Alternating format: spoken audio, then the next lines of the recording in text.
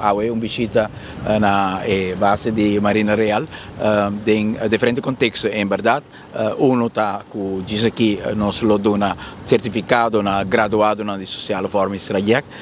Isso dona uma satisfação para mim que inteiro curso que nós introduzimos tempo aí para dona jovem que não está bem na escola, não está trabalhando, está buscando uma fórmula para por conquistar um rumo novo para a vida. Tahanha e trajecto aqui dentro da base de Marina, caminha 4 lunas largo, na tahanha training intensivo de disciplina, de valor, de compartir responsabilidade conjuntamente e também depois tem 8 lunas de training específico de área de trabalho que depois não vai fazer e na loja de forma de estágio.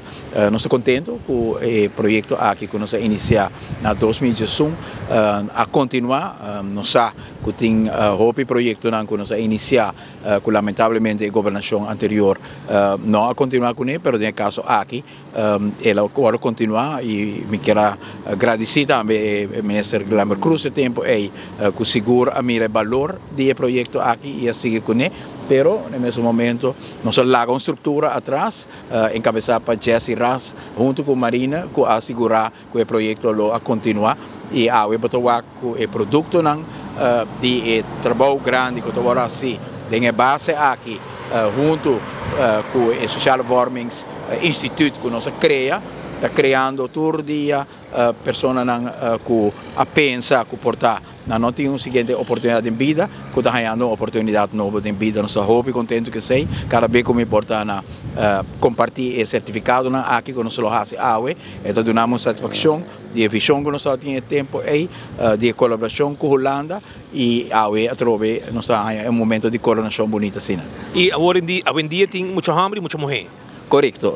Alguma vez passada a introduzir isso de muito muito, está um pouco mais complicado para o instrutor. Agora mesmo está em busca de um instrutor para a gente na mulher.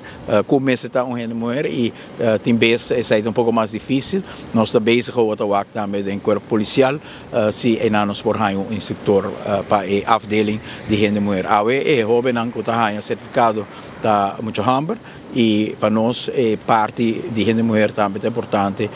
Hasta conversando com a senhora Jessie Raspa também a possibilidade de estar em certo momento para combinar na Corsou tem experiência com Arumel que está combinando.